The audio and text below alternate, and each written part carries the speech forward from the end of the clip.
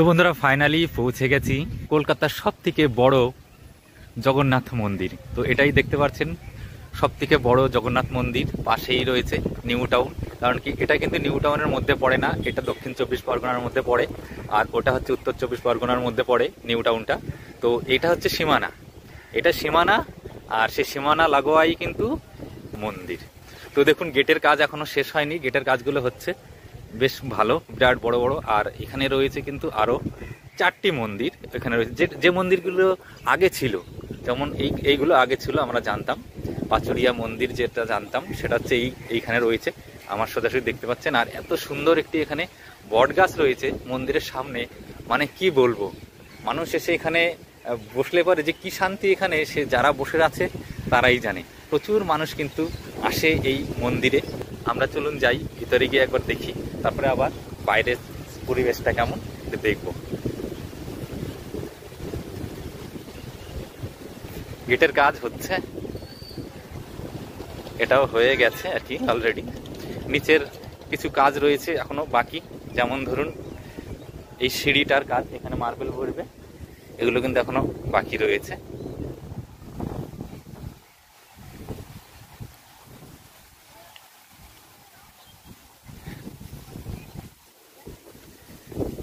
এই দেখুন আমি চলে এসেছি, এখানে কিন্তু দারুণ একটি রয়েছে মানে জলের কি বলে ফোয়ারা,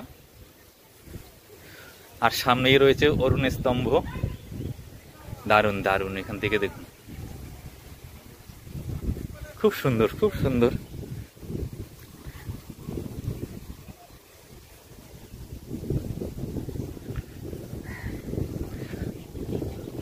অরুণ স্তম্ভটা দেখি, এই দেখুন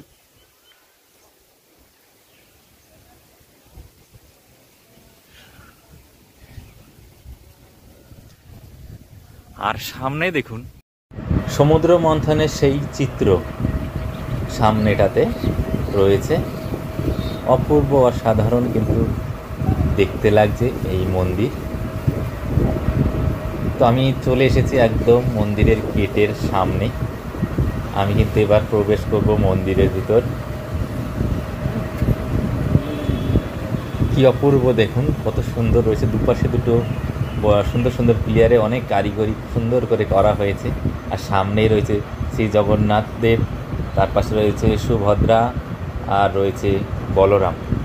তো মন্দিরের মানে ঠাকুরের বাপাশেই কিন্তু রয়েছে এখানে আবার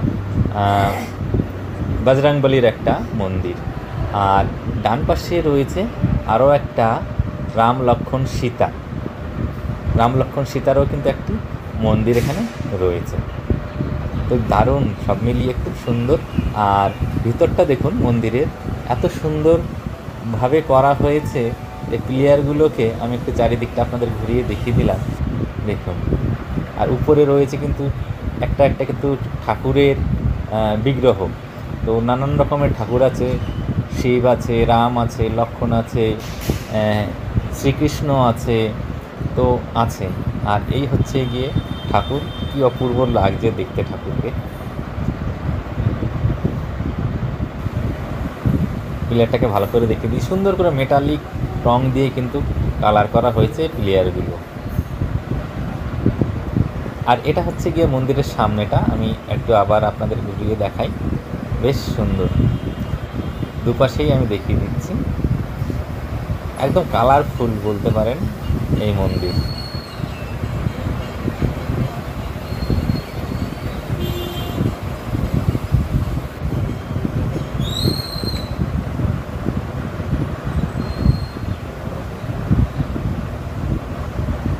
তবে সত্যি খুব ভালো লাগবে এই নিউ টাউনের এই মন্দিরে আসলে। আসলে নিউ টাউন লাগোয়া, যার জন্য কিন্তু আমরা বলি এটা নিউ টাউন।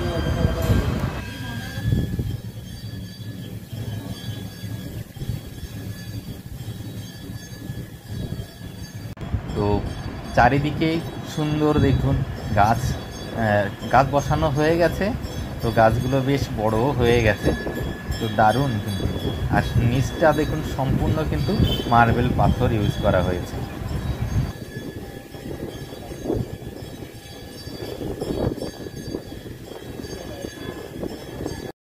শ্রী জগন্নাথ মন্দিরের বাইরে আবার আমি চলে এসেছি, আর এখন আপনাদের আমি দেখাচ্ছি বাইরে থেকে মন্দিরটা ঠিক কেমন দেখতে লাগছে। তো দেখতে তো বেশ ভালো লাগছে। আর এই সেই গাছ যেটা আমি প্রথমেই দেখিয়েছিলাম, সেই বট বৃক্ষ।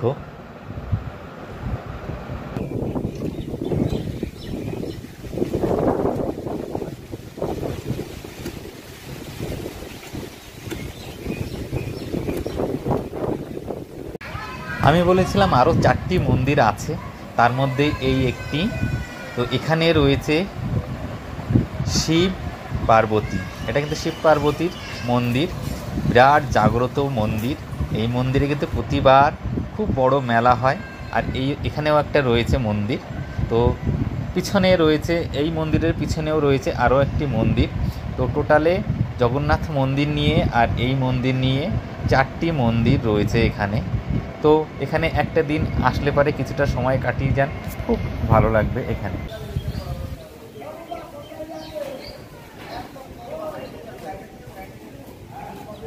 তো বন্ধুরা, এখানেই শেষ করছি আমার এই ভিডিওটা। ভালো লাগলে অবশ্যই লাইক, কমেন্ট, শেয়ার করবেন।